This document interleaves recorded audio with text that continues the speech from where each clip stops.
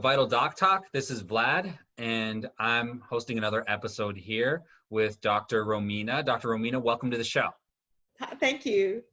Awesome. Well, Dr. Romina, why don't you give the audience a quick background on you and your awesome story, very successful doctor here, and then what you do today.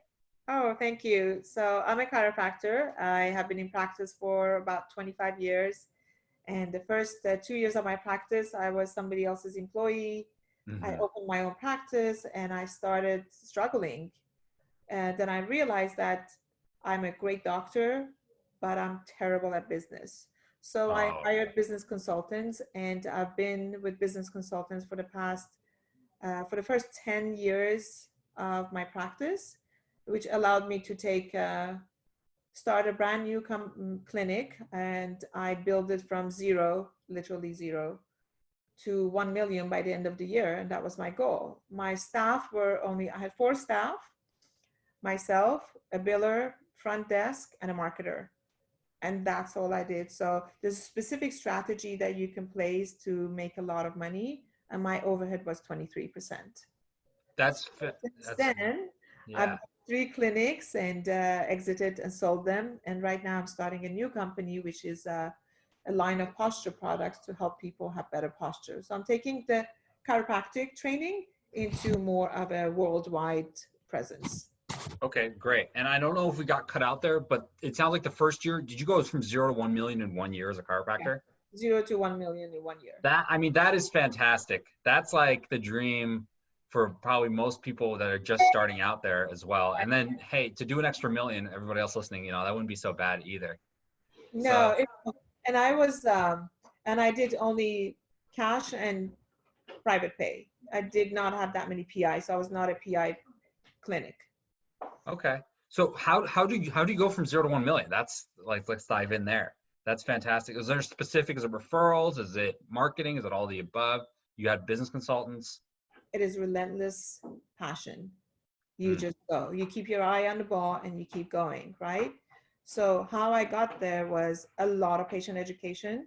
Every weekend, let me tell you, I did a lot of marketing and promotion, but because funds were low at the beginning, so what I did was I would do a lot of health fairs and events. At that time when I started, there was no online presence. It was mostly like face-to-face. So I did a lot of trade shows and fairs. And most importantly, I learned how to educate my patients. Still to this day, with everything going on, going from manual, archaic newsletters and emailers, or not mailers, to emails and like this sophisticated online system, at the end of the day, it's all about word of mouth. True. So how to get more new patients is by educating your patients about what you do. Because if somebody has, let's say, high blood pressure, somehow they find somebody at a party who also has high blood pressure, and they start talking about it. And he will say, oh my God, did you know my doctor taught me this, this, this? You should come see my doctor. That's awesome. So, and I agree with you, because we talked to another doctor on a previous episode, Dr. Daniel, and he talks about how he grew his practice in 4 years, all through referrals as well. And on the education side, how did you educate people when you first started, and then versus today? Like, what are the things you learned about educating patients about what you do to help, maybe increase business and conversions and just the knowledge? So one of the things that you want to do as a physician, you have to look at your, your stuff really well. Went to school and paid hundreds of thousands of dollars to learn that, right? Then it becomes a matter of kind of opening your scope a tad bit. What do the masses want? What is the top Google search about health and wellness? If you are a cardiologist, you need to think about the relativity of the heart function with breathing, with forward head carriage and rounded shoulder, because people are sitting 6 to 8 hours a day. And if they're not sitting in front of their computer at work, guess what they're doing? TV. They're on their phone, or they're on TV, or they're cooking with slouch posture. Yep. So bringing the relativity and opening your scope of practice allows you to reach a lot farther, but bring them always back to your core, which is keeping your posture would help increase your breathing, which allows more oxygenation and reduces the neck pain, upper back, and shoulder pain, right? So you're helping that person to look at your practice as more of a scope, look at your knowledge as more, not so tunnel vision, but more open. We're not in a day and age that you wore the white coat and put a stethoscope, or just because you wore a white coat, your word was word of God. It's not like that anymore. People are searching and they're going on Google, and they're a lot more savvy and a lot more educated. So the doctors need to relate to patients on more of a human level now, not I'm here, you're down there, listen to me because I told you so, right? That makes a ton of sense, right? Especially with the internet, everybody's doing, yeah. I've done it, Yeah. I told you so because I know better than you, but that didn't work. Yeah. No, I mean, that makes a lot, right? Especially with the internet, right? And nobody really likes to just be told. Everybody wants to learn. And I love how, broadening your scope for the doctors out there, like you're a dermatologist, right? That also helps with confidence. So you can talk about confidence and then you can bring it back to dermatology. So I like that, thinking out like, what does it solve more than just skin problems or posture? Like, what does that make? Yeah. Yeah, so even talking about dermatologists, yeah, a dermatologist talks about skin disorders, and skin disorders are directly related to your gut health. And if your gut health is not healthy, you need to bring the whole thing together. Like, we need to work together in every single discipline. I am very good at musculoskeletal problems. My specialty is posture, my subspecialty is scoliosis, and my other subspecialty is migraines. That doesn't mean I'm the end all. What it means that I know when my patient comes in with migraine, they have to have a hormone balance check. They need to have his blood work. They need to have a hormonal check. They need their system to be evaluated.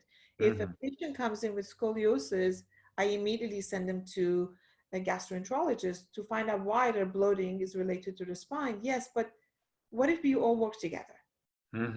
Patient is happier, you are smarter, because to the patient, you just are not tunnel vision. You become more of a wellness doctor. So wellness is the key to growing a practice, no matter your specialty. That's really smart. That makes a ton of sense. I love that. Because we are all in. Yeah, well, not we. I'm not a doctor, but you guys are all in the wellness field, so that makes a ton of sense.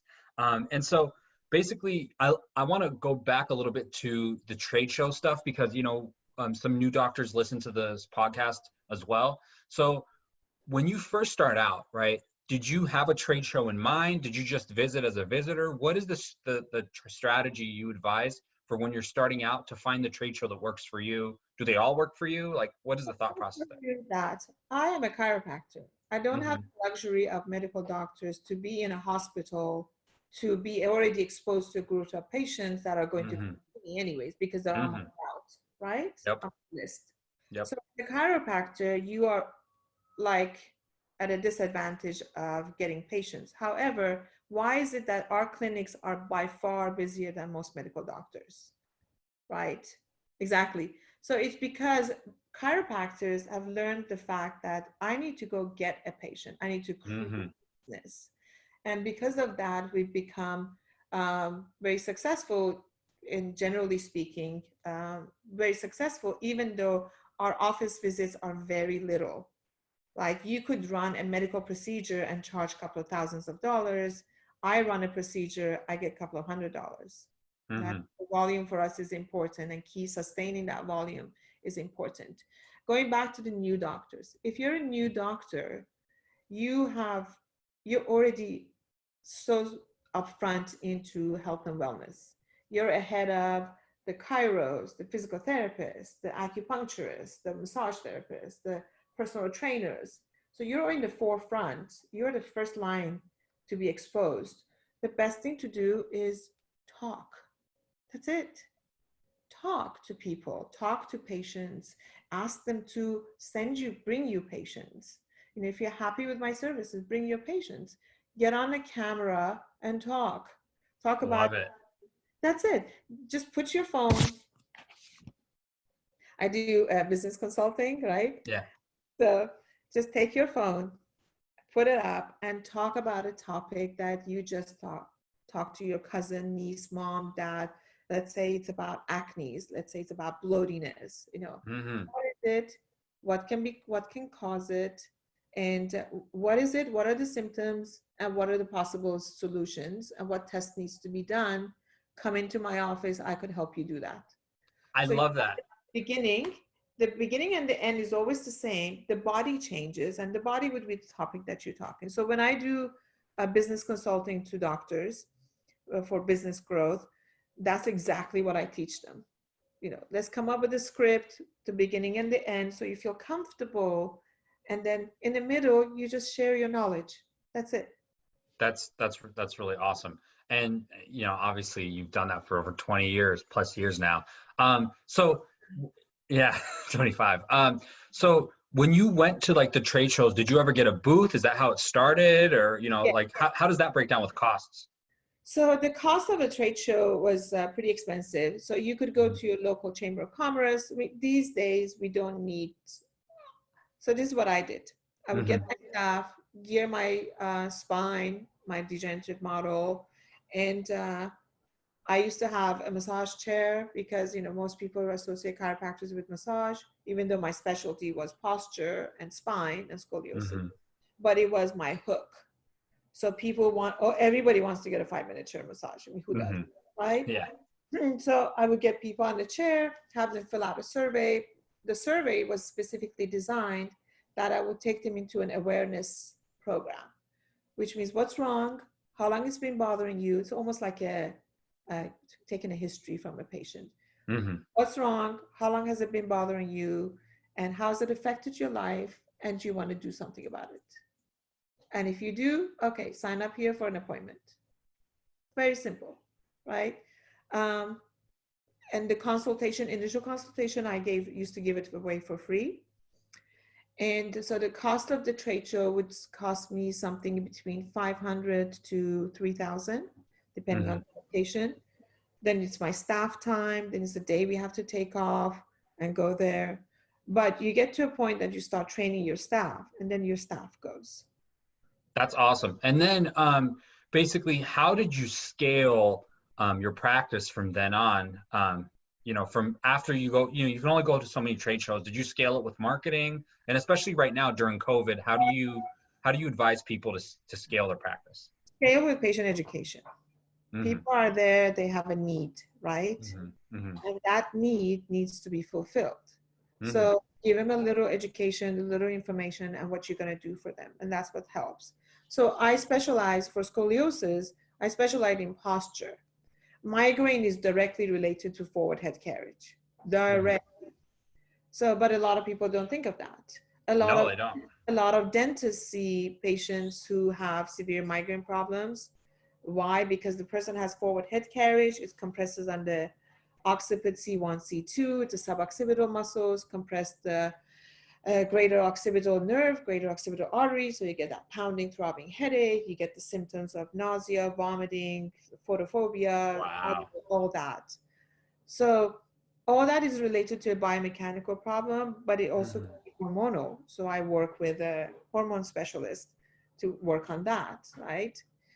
So it's important to educate your patients because that one person can refer you three. Mm-hmm. You just lost three. You just lost the ability of tripling your practice. Uh, Today, what I can share with most doctors is no matter your specialty, everybody has poor posture. It has become a pandemic. We think Corona is a pandemic. No, poor posture is a pandemic. And Mm-hmm. you can tell that the fact that every company is spending hundreds of thousands of dollars in ergonomic and risk Mm-hmm. management. Mm-hmm. Why?